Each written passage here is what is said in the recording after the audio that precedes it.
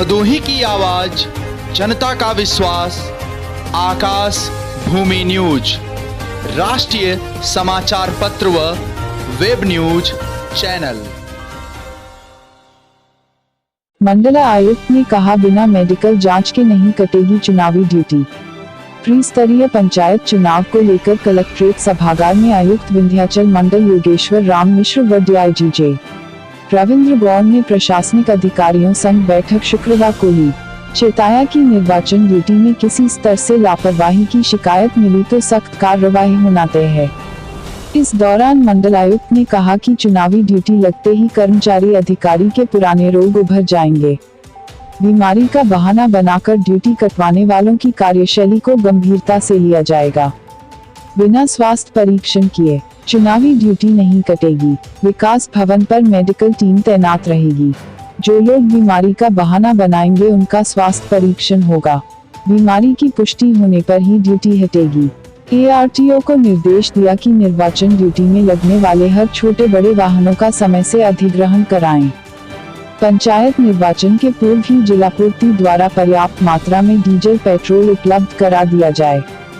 Training में यह भी प्रशिक्षण दिया जाए कि मतदान कार्मिक मादक पदार्थ की बिक्री कदापि नहीं करेंगे। प्रधान व पूर्व प्रधान के यहाँ कोई आतिथ्य स्वीकार नहीं करेंगे।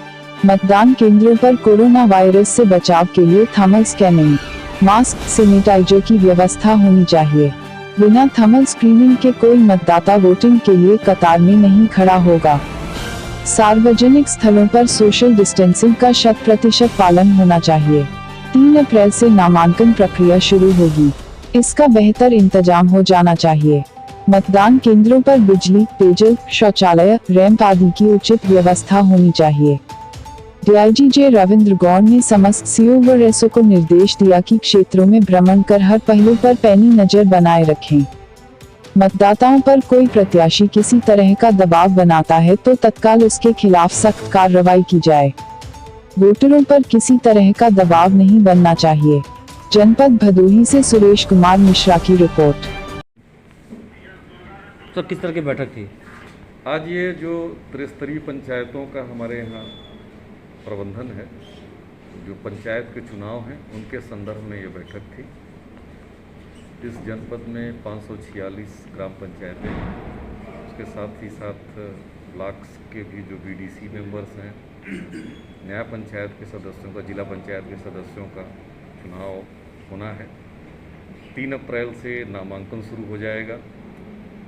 15 अप्रैल को यहाँ की वोटिंग होगी और 2 मई को चुनाव परिणाम आएंगे।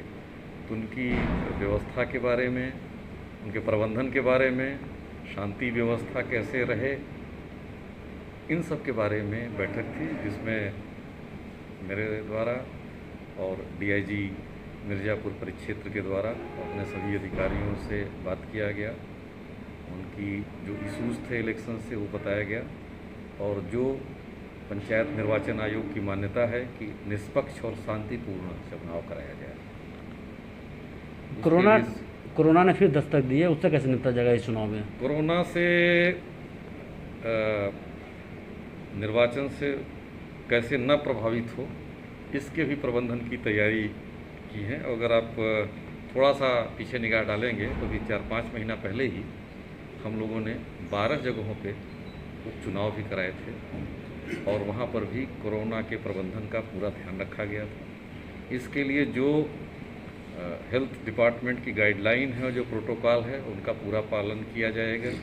जितने भी एहतियाती प्रबंधन हो सकते हैं, चाहे वो हैंड के सैनिटाइजेशन की बात हो, चाहे मास्क लगाना हो, वो हमारे कार्मिकों के लिए, वोटर्स के लिए, और जो लोग ज़्यादा फ्रंट पोजीशंस में हैं उनके लिए फेस शील्ड की भी व्यवस्था की जाएगी।